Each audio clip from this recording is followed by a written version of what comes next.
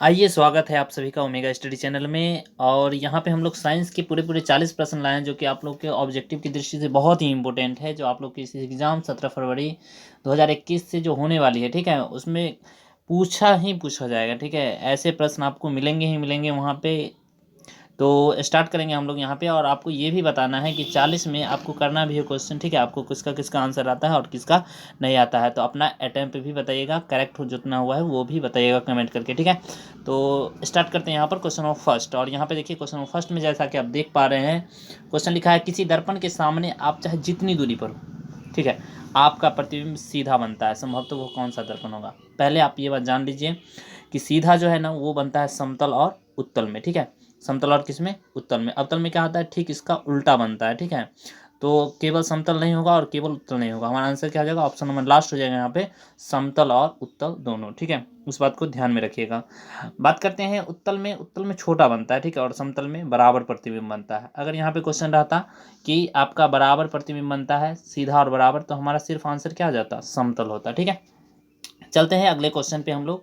Question पे doubt हो तो भी आप पूछ सकते हैं, ठीक है। नेक्स्ट क्वेश्चन यहाँ पे क्वेश्चन नंबर सेकंड आप लोगों से पूछा गया है, लाल और नीले, नीले रंग समझ रहे होंगे आप लोग, नीले वर्ण की किरणों के कांच की सतह पर वायु में आपतन कोण समान है। आपतन कोण समान है, बात समझ में आ रहा है ना? तो यहाँ पे पूछा है कांच में अपवर्तन कोण क्रमशः R1 R2 है, तब इसमें से कौन सा सही है? ध्यान दीजिएगा, लाल जो किरण होती है, लाल प्रकाश का जो किरण होता है, उसका अपवर्तनांक क्या होता है ना, कि नीले के अपवर्तनांक से कम होता है, ठीक है। इस बात को ध्यान रखिएगा, ठीक है। तो क्या हो जाएगा ना, नीले का अपवर्तनांक कम हो जाएगा और लाल का, सॉरी, लाल का कम हो जाएगा और नीले का अधिक हो जाएगा, ठीक है। तो हमारा ऑप्शन क्या हो जाएगा? ऑप्शन नंबर सी बिल्कुल यहाँ पे करेक्ट हो जाएगा, ठीक है। नेक्स्ट क्वेश्चन की बात करते हैं, क्वेश्चन नंबर 3। और ये एनसीईआरटी का क्वेश्चन भी है, आप लोग जैसा कि जानते हैं, और पूछा भी जाता है, ठीक है। इसमें पूछा गया निम्न में कौन सा पदार्थ लेंस बनाने में प्रयुक्त नहीं किया जाता है? देखिए, तो कांच का लेंस होता है, ये आप लोग जानते हैं। मिट्टी का कभी नहीं बना सकती, क्योंकि मिट्टी क्या है? अपारदर्शी है, ठीक है। बात समझ में आ रहा है ना? बाकी जल की बात करें, जल से भी हो सकता है, जल भी लेंस की भांति व्यवहार करता है, आप लोग जानते हैं। और प्लास्टिक भी लेंस की भांति व्यवहार करता है। आप लोग के औजार बक्स में जो है लेंस, ठीक है ना, वो क्या है, किस चीज़ का है? प्लास्टिक का है। कांच प्लास्टिक दोनों मिक्स है, ठीक है। इस तरह का आप समझ सकते हैं। तो मिट्टी से हम लोग क्या नहीं बना सकते हैं? लेंस कभी नहीं बना सकते, ठीक है। इसका आंसर क्या आ जाएगा? ऑप्शन नंबर हमारा बी बिल्कुल यहाँ पे करेक्ट हो जाएगा, ठीक है। चलते हैं नेक्स्ट प्रश्न की बात करते हैं। तो अगले प्रश्न पे आइए। क्वेश्चन नंबर 3 में आप लोग का कितना सही हुआ है, आप लोग ये जान गए होंगे, ठीक है। चलिए यहाँ पे क्वेश्चन नंबर 4 नंबर देखिए। यहाँ पर क्या बोला आप लोगों से कि नेत्र द्वारा, जो हमारा आँख है, ठीक है, दो आँख जो है उसी की बात कर रहा है यहाँ पे। नेत्र द्वारा किसी वस्तु का कैसा प्रतिबिंब बनता है? तो हमेशा ध्यान रखिएगा, नेत्र हमारा क्या है ना, उत्तल है। नेत्र क्या है हमारा? उत्तल है। और उत्तल में क्या होता है ना कि, और लेंस भी है, ये बात जानते हैं आप लोग। तो वास्तविक बनेगा, ठीक है, उल्टा बनेगा, और क्या बनेगा? छोटा बनेगा। तो इस तरह का आंसर देखिए किसमें है, वास्तविक, उल्टा और छोटा। वास्तविक, उल्टा और छोटा हमें लग रहा है ऑप्शन नंबर सी में है, ठीक है। तो हमारा ऑप्शन सी बिल्कुल यहाँ पे करेक्ट हो जाएगा। दिमाग में रखिएगा इस बात को, ठीक है, कि हमारा आँख जो है उत्तल लेंस का होता है, ठीक है। तो उत्तल लेंस होता है, तो इसमें कैसा प्रतिबिंब बनेगा? वास्तविक बनेगा, उल्टा बनेगा और छोटा बनेगा, ठीक है। चलते हैं नेक्स्ट क्वेश्चन की बात करते हैं, क्वेश्चन नंबर 5 पे।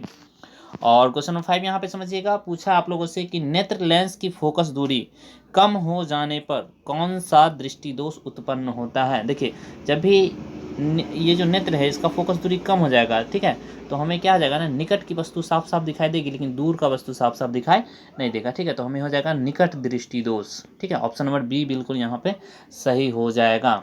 और इसी चैनल पे जो है ना, अभी आज के ही दिन में, ठीक है, पूरे 50 प्रश्न करवाए जाएंगे आप लोगों को ऑब्जेक्टिव के। देखिए, वहाँ पे आप लोग ऑब्जेक्टिव पूरा सही करके अगर आते हैं तो सब्जेक्टिव भी सही होता है, ऐसी कोई बात नहीं कि नहीं होगा।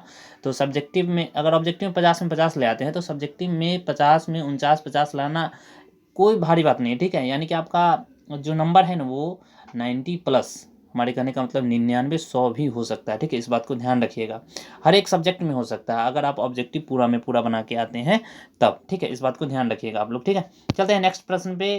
क्वेश्चन नंबर 6 यहाँ पे जैसा कि आप लोग देख पा रहे हैं, पूछा है एक प्रिज्म कितने सतहों से घिरा होता है? तो आप लोगों ने प्रिज्म देखा होगा, प्रिज्म देखे हैं ना, इस तरह का प्रिज्म होता है, देखिए। तो ये पीछे भी बढ़ा होता है, इस बात को ध्यान रखिएगा, ये पीछे भी बढ़ा होता है, इस तरह से होता है, ठीक है।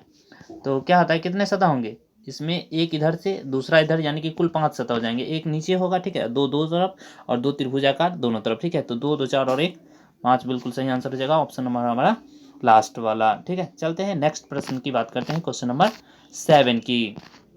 बिल्कुल अच्छा सा प्रश्न है और ये प्रश्न बार बार पूछा हुआ प्रश्न है। ठीक है, और आप लोगों से भी पूछा जाएगा, दिमाग में बैठा लीजिए आप लोग। ठीक है, क्वेश्चन यहाँ पर एम्पियर घंटा, देखिए जब भी घंटा लगा रहा है, क्या लगा रहा है, घंटा लगा रहा है, तो वो हमेशा ऊर्जा का मात्रक होता है। किसका मात्रक होता है, बिल्कुल सही, ऊर्जा का मात्रक होता है। ठीक है, एम्पियर घंटा जो है हमारा किसका मात्रक हो जाएगा, यहाँ पे ऊर्जा का मात्रक हो जाएगा। ऑप्शन नंबर हमारा क्या हो जाएगा, बी बिल्कुल यहाँ पर सही हो जाएगा। ठीक है, चलिए नेक्स्ट की बात करते हैं।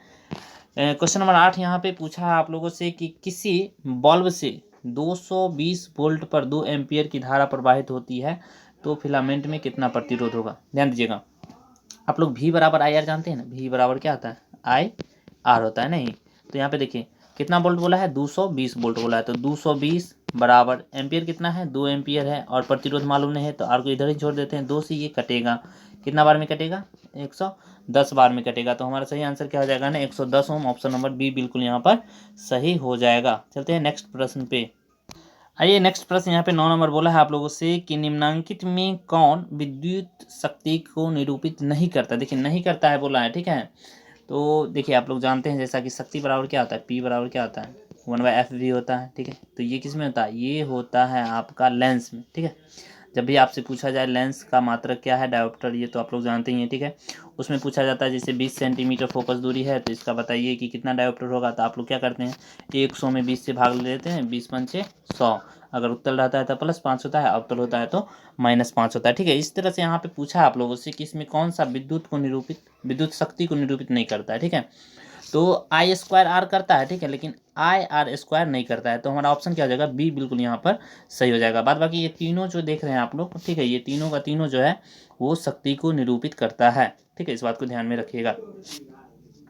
चलते हैं नेक्स्ट प्रश्न पे, क्वेश्चन नंबर 10 पे। ठीक है, 10 नंबर प्रश्न आप लोगों से देखिए यहाँ पर क्या बोला है कि वास्तव में विद्युत जनित्र जो कि डायनमो होता है, आप लोग देखें हैं शादी विवाह पे डायनमो जनित्र, जनरेटर जिसको बोलते हैं आप लोग, यहाँ पे जनित्र काम करता है किस पे, विद्युत चुंबक की तरह, उसमें ऊर्जा के स्रोत के रूप में, विद्युत आवेश के किसी स्रोत के रूप में, या फिर ऊर्जा के परिवर्तक के रूप की तरह। ठीक है, तो इस तरह आप लोग देखिए, ऊर्जा का परिवर्तक कहने का मतलब यहाँ पर कन्वर्टर, मतलब चेंज करने में। तो आप लोग जानते हैं कि डायनमो जो होता है, जनित्र जो होता है, वो यांत्रिक ऊर्जा को विद्युत ऊर्जा में बदलता है। ठीक है, तो हमारा ऑप्शन क्या हो जाएगा, लास्ट वाला बिल्कुल यहाँ पे सही हो जाएगा। ठीक है, चलते हैं अगले प्रश्न पे, क्वेश्चन नंबर 11 की ओर। बोला यहाँ पर है विद्युत धारा उत्पन्न करने की युक्ति को क्या कहते हैं। तो देखिए, विद्युत धारा उत्पन्न करने की युक्ति को जनित्र यानी कि जनरेटर बोलते हैं, उसी से हम लोग विद्युत धारा को लेते हैं। इस बात को तो आप लोग जानते ही हैं। ठीक है, चलते हैं नेक्स्ट प्रश्न पे, क्वेश्चन नंबर 12। और यहाँ पे देखिए क्वेश्चन क्या बोला है आप लोगों से, गर्म जल प्राप्त करने के लिए हम सौर जल तापक कब नहीं इस्तेमाल कर सकते हैं। ठीक है, कब नहीं कर सकते हैं, तो याद रखिएगा इस बात को कि बादल वाले दिनों में हम लोग उसका उपयोग नहीं कर सकते हैं। ठीक है, इस बात को ध्यान रखिएगा। और कब कर सकते हैं, तो धूप वाले दिनों में कर सकते हैं। ठीक है, इस बात को भी ध्यान रखिएगा। ठीक है, नेक्स्ट क्वेश्चन चलते हैं क्वेश्चन नंबर 13 की ओर। और 13 नंबर प्रश्न यहाँ पे देखिए क्या बोला है आप लोगों से, पवन चक्की, जानते हैं आप लोग डेनमार्क में सर्वाधिक पवन चक्की है, उसको पवन चक्कियों का देश कहा जाता है। इस बात को तो जानते ही आप लोग ना, जानते हैं ना। चलिए, यहाँ पर बोला है पवन चक्की में किस प्रकार की ऊर्जा का रूपांतरण कार्य के रूप में होता है। तो बताइए, देखिए यहाँ पे गतिज ऊर्जा को, उसमें जो होता है पंखी लगा हुआ, वो गतिज ऊर्जा को क्या करता है ना, कि विद्युत ऊर्जा में बदल देता है।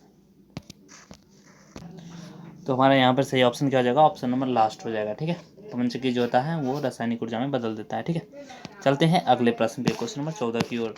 और पूछा यहाँ पर है वे अभिक्रियाएं, देखिए ये रसायन का प्रश्न है। अभी तक आप जितना भी देखे हैं वहाँ भी आपसे, जैसा कि आप जानते हैं कि इस बार जो है 100 क्वेश्चन आपसे ऑब्जेक्टिव में पूछे जाएंगे। ठीक है, तो 100 में आपको वहाँ 100 नहीं कर देना है, 50 प्रश्न ही बनाने हैं। ठीक है, सॉरी, यहाँ पे साइंस है तो साइंस में 40 प्रश्न ही करने हैं आपको, 80 प्रश्न पूछे जाएंगे, उसमें से 40 प्रश्न ही करने हैं। ठीक है, तो हम आप लोग को पर डे 40 प्रश्न यहाँ पे करवाने वाले हैं। ठीक है, तो पर डे आप लोग 40 प्रश्न कीजिएगा और इससे आपका 40 का 40 प्रश्न वहाँ पे बन जाएगा। ठीक है, तो यहाँ पे क्वेश्चन देखिए 14 नंबर जैसा कि आप देख पा रहे हैं, और अगर आप लोगों ने कहा तो मैं 80 प्रश्न भी करवाऊंगा। ठीक है, उसमें से बट 40 ही करना है, इस बात को ध्यान में रखिएगा आप हमेशा, वहाँ पूरा का पूरा मत रंग के आ जाइएगा। ठीक है, जो 40 आपको आता है वही उतना ही रंगेगा, ठीक है। यहाँ पे 14 नंबर प्रश्न है कि वे अभिक्रियाएं जिसमें उत्पाद के बनने के साथ साथ उष्मा भी उत्पन्न होता है क्या कहलाता है। देखिए, उष्मा भी देगी तो उष्मा को क्या करेगी, वो निष्कासित करेगी, ऊपर छेपेगी, यानी कि उष्मा छेपी हो जाएगा, ठीक है। ऑप्शन नंबर हमारा क्या हो जाएगा, ए नंबर बिल्कुल यहाँ पर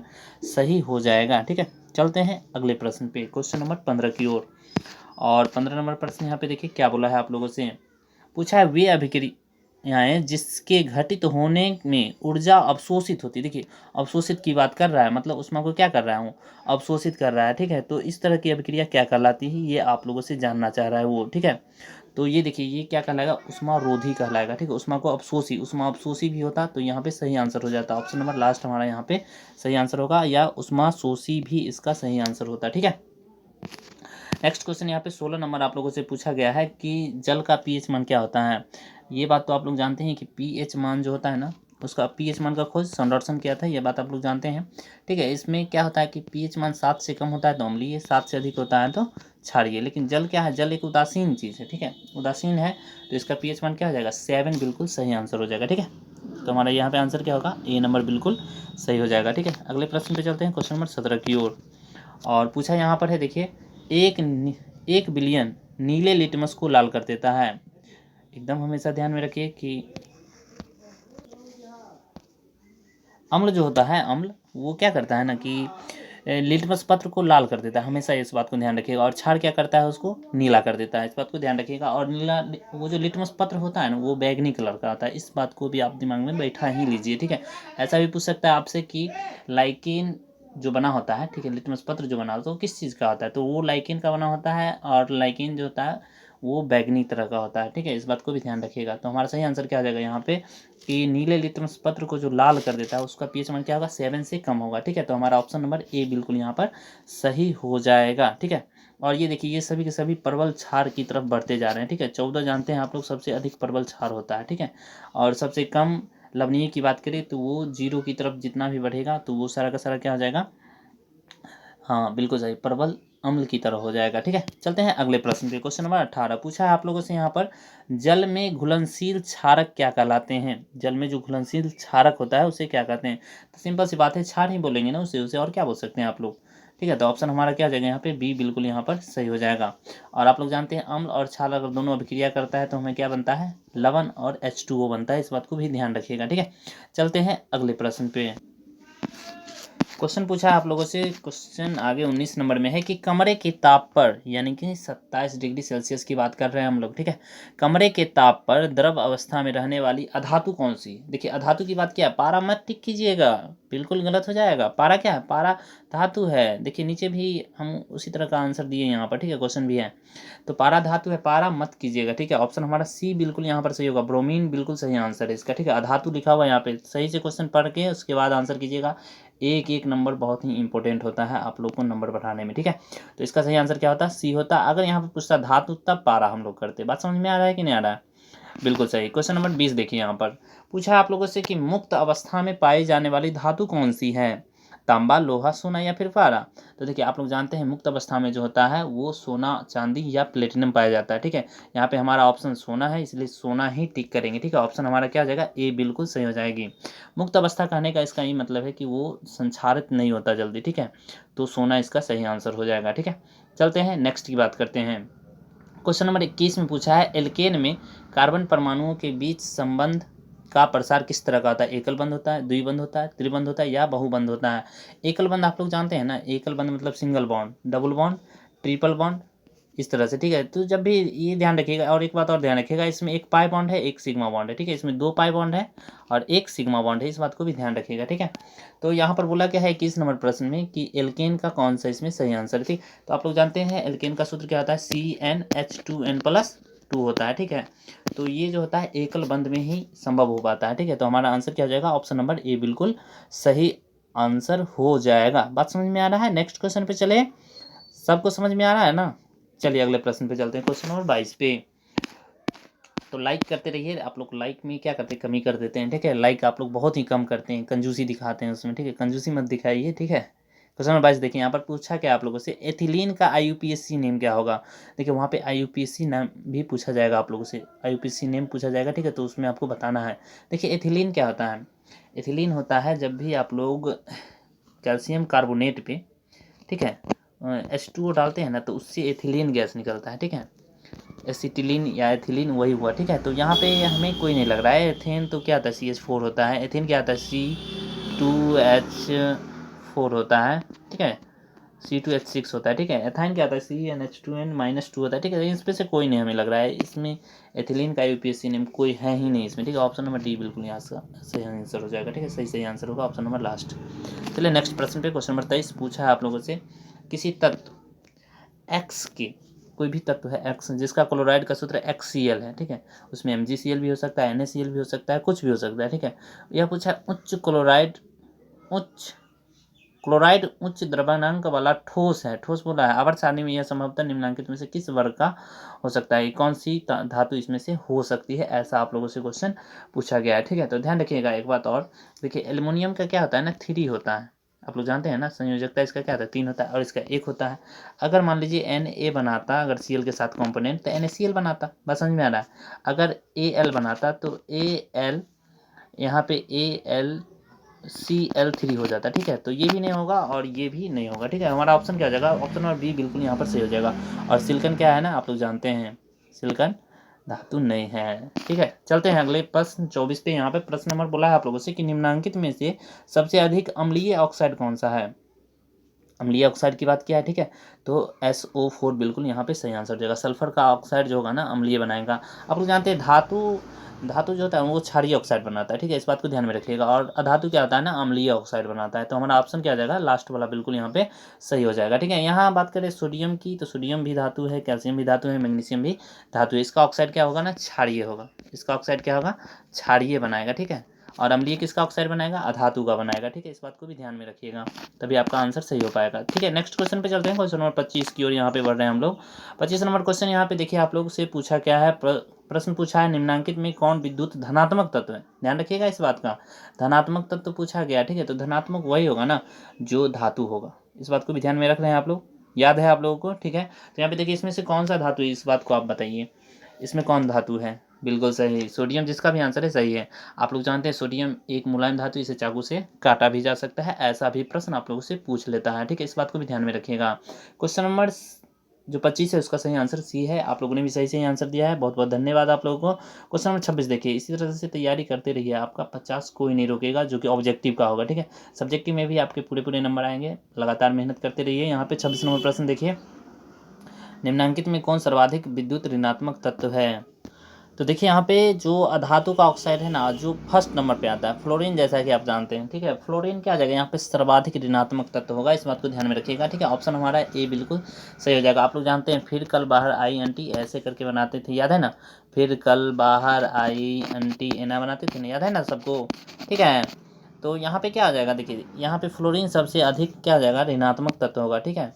फ्लोरीन क्लोरीन ऐसे करके आप लोग, जो कि हैलोजन ग्रुप का तत्व है, ठीक है। तो वहाँ से सही आंसर क्या हो जाएगा हमारा, ऑप्शन नंबर ए बिल्कुल यहाँ पे करेक्ट हो जाएगा, ठीक है। अगले प्रश्न की बात करते हैं, क्वेश्चन नंबर 27 की। और पुला यहाँ पर है आप लोगों से कि क्षार जो है, क्षार और क्षारीय पार्थिव धातु आवर्त सारणी के किन वर्ग में आते हैं। ध्यान दीजिएगा, ये जो क्षार होता है ना, वो आवर्त सारणी आप लोग देखे हैं, आवर्त सारणी तो देखे हैं ना, इस तरह का कॉल, इस तरह का इसे वर्ग कहते हैं नहीं, और इस तरह का जो होता है उसे क्या कहते हैं, उसे आवर्त कहते हैं।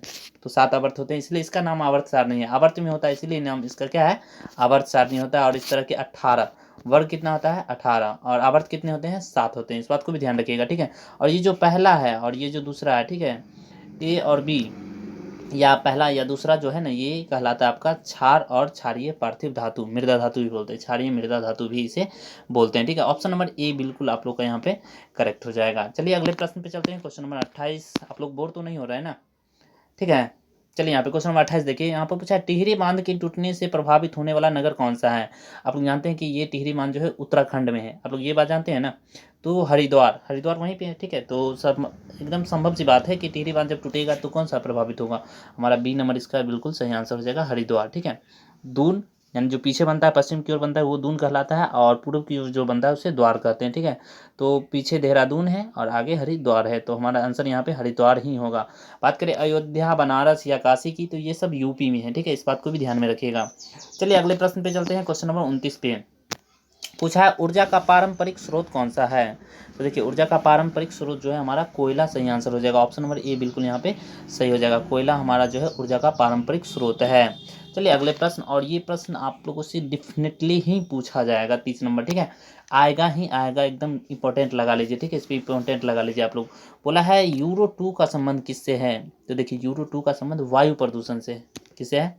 वायु प्रदूषण, इसका सही आंसर हो जाएगा। ठीक है, चलिए अगला प्रश्न पे चलते हैं। क्वेश्चन नंबर 31 पे बोला है आप लोगों से वायुमंडल में CO2 का प्रतिशत कौन सा है। तो ध्यान में रखिएगा 0.03% इसका सही आंसर है। ऑप्शन नंबर बी बिल्कुल यहाँ पे सही है। ठीक है, अगले प्रश्न पे चलते हैं। क्वेश्चन नंबर 32 पे पूछा है आप लोगों से प्रकाश संश्लेषण प्रक्रम में निम्नलिखित में क्या नहीं होता है। तो ध्यान रखिएगा इसमें क्या होता है ना कि पानी टूटता है। इस बात एकदम डेफिनेटली है, पानी टूटता ही है। ठीक है, CO2 भी मुक्त होता है, कब? प्रकाश संश्लेषण में नहीं, वो जब सांस लेता है तब। ठीक है, तो प्रकाश संश्लेषण में CO2 मुक्त नहीं होता है, CO2 ग्रहण करता है। वो क्या लेता है? ऑब्जॉर्व करता है। इस बात को ध्यान रखिएगा। ऑक्सीजन उस समय मुक्त होता है, बिल्कुल सही है। CO2 का उपयोग होना बिल्कुल जायज़ है यहाँ पे, तभी प्रकाश संश्लेषण होता है, और ये दिन में होता है। इस बात को भी ध्यान रखिएगा। प्रकाश संश्लेषण की क्रिया पूछे आपसे कब होता है, तो दिन के समय होता है, रात के समय नहीं होता है। ठीक है, चलिए अगले प्रश्न पे यहाँ पे क्वेश्चन नंबर 33 और पूछा है आप लोगों से कि निम्नलिखित कौन श्वसन क्रिया के उपरांत बनते हैं। श्वसन जब हम लोग करते हैं उसके उपरांत क्या बनता है। तो ध्यान में रखिएगा CO2 और H2O एवं ऊर्जा बनता है। ठीक है, यानी कि हम आंसर यहाँ पे क्या हो जाएगा, सी नंबर बिल्कुल यहाँ पे सही हो जाएगा। CO2 मतलब समझ रहे हैं, कार्बन डाइऑक्साइड। H2O भी बनता है पानी के रूप में। ठीक है, और ऊर्जा भी हमें मिलती है। ठीक है, सही आंसर यहाँ पे ऑप्शन नंबर सी है। अगले प्रश्न पे चलते हैं, क्वेश्चन नंबर 34 की ओर, और इसका सही आंसर आप लोगों को बताना है क्या होगा। समस्त जैव कोशिकाओं में रासायनिक ऊर्जा के सार्वजनिक वाहक का नाम क्या है। देखिए ऐसे ही प्रश्न बिल्कुल पूछे जाएंगे, ऐसी कोई बात नहीं कि इससे आप लोग को अलग पूछा जाएगा। पूछा यहाँ पर रासायनिक ऊर्जा का सार्वजनिक वाहक कौन है। ATP, याद रखिएगा, इसे ऊर्जा का गृह कहते हैं। ठीक है, ATP को ऊर्जा यहीं से मुक्त होता है। चलिए अगले प्रश्न पे चलते हैं। और माइक्रोकॉन्ड्रिया तो जानते हैं ना आप लोग, आत्महत्या की थैली। ठीक है, इस बात को ध्यान रखिएगा। 35 नंबर यहाँ पे देखिए पूछा है पानी में घुलनशील खनिज का पौधे में स्थानांतरण होता है किसके द्वारा। देखिए पानी में जो घुलनशील खनिज होता है, जो नीचे जड़ जड़ से नीचे रहता है नहीं, तो ये जब ऊपर आएगा, मान लीजिए ऊपर पत्तियों में आएगा। ठीक है, पत्ती में जब आएगा तो ये कैसे आएगा, कैसे आएगा आप ही बताइए, ये कैसे आएगा।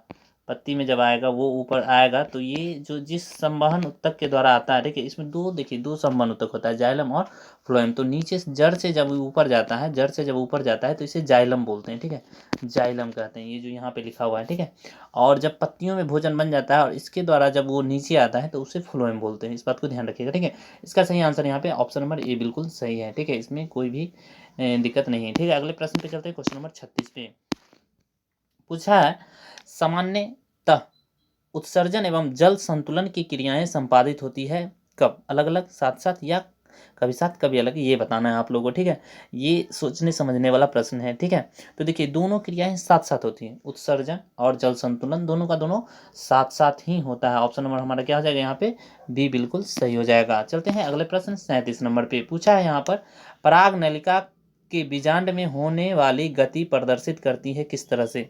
ठीक है, तो देखिए इसमें जो प्रदर्शित करता है वो रासायनिक अनुवर्तन से। ठीक है, बीजांड जो होता है रासायनिक, और ये जो गुरुत्वीय वर्तन देखते हैं ये जल का होता है। ठीक है, जलानुवर्तन भी जल का होता है। ठीक है, प्रकाश अनुवर्तन किसका होता है, पत्तियां तना जो होता है उसका होता है। ठीक है, यहाँ पे सही आंसर ऑप्शन नंबर सी है, इस बात को ध्यान रखिएगा। 38 नंबर प्रश्न यहाँ पे देखिए पूछा है बाह्यदल एवं दल पुंज को क्या कहा जाता है। बाह्यदल और दल पुंज जो है ना ये पुष्प का भाग है। इस बात को ध्यान रख रहे हैं ना आप लोग, ये सब किसका भाग है, पुष्प का भाग है, जो कि पौधे का क्या कहलाता है, वहाँ पे जनन जो होता है ना वो पुष्प में ही होता है। ये बात तो आप जानते हैं ना।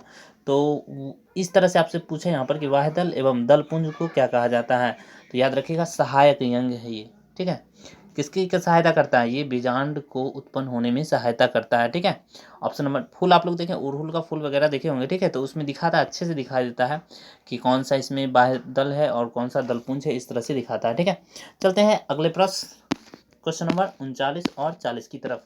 ठीक है, और दोनों प्रश्न साथ में कर लेते हैं हम लोग, और ये लास्ट प्रश्न है आपका। पूछा है मेंडल ने अपने प्रयोग में बगीचे में उगाए जाने वाले पौधे से किसका चयन किया था? आप लोग जानते हैं आनुवांशिकी के जनक कहे जाते हैं मेंडल साहब। तो इन्होंने किसका लिया था पौधा? मटर का लिया था, ठीक है। और मटर से आप लोगों को बताया था कि किस तरह से जो होता है डीएनए में परिवर्तन होता है, ठीक है। तो इसका सही आंसर ऑप्शन नंबर ए है। मेंडल साहब के आप लोग मेंडल साहब के बारे में आप लोगों ने बहुत अच्छे से पढ़ा होगा, क्लास 10th में है चूंकि आप, तो ये बात जानते होंगे। ठीक है, लास्ट क्वेश्चन यहाँ पे, और इसका जवाब क्या है आप लोग को बताना है। पूछा यहाँ पर है सूर्य की विकिरण ऊर्जा से कार्बनिक यौगिक बनने वाले जीवों को क्या कहा जाता है? तो बताना है इसमें सही आंसर क्या होगा। देखिए, सूर्य विकिरण से जो कार्बनिक यौगिक बनेगा उससे बनने वाले जीवों को क्या कहा जाता है ये बताएं। तो वो उत्पादक कहलाते हैं, ठीक है। आप लोग जानते हैं पेड़ हमारा लेता है सूर्य, आप लोग क्या लेते हैं? आप लोग तो भोजन जो लेते हैं वो पौधा से बना लेते हैं ना। ऐसा थोड़ी है कि सूर्य से आप लोग सीधे लेते हैं और आप लोग चार्ज हो जाते हैं, उसके बाद खाना खाना नहीं पड़ता है आपको, ऐसी बात थोड़ी है ना। आप लोग सूर्य ऊर्जा को ग्रहण नहीं कर सकते हैं, लेकिन वो पौधा ग्रहण करता है और उसके बाद आप लोग लेते हैं, ठीक है। तो ये उत्पादक सही आंसर है, ठीक है। उपभोक्ता आप लोग हुए, हम लोग हुए, ठीक है। हम लोग उपभोक्ता हुए जो भोजन को क्या करते हैं, पौधों से लेते हैं, जीव से लेते हैं, ठीक है। तो इसका सही आंसर क्या होगा? ऑप्शन बी होगा, ठीक है। तो कमेंट करके बताना है कि कैसा लगा ये वीडियो, ठीक है। थैंक्स आप लोग का कि इतना देर आप लोगों ने टाइम दिया हमें, ठीक है। और अच्छा लगा हो तो चैनल, जो भी लोग नए हैं चैनल पे, चैनल को सब्सक्राइब कर लीजिए और अपने दोस्तों की भी शेयर जरूर कीजिएगा। Bye bye, take care. मिलते हैं अगले वीडियो में, ठीक है।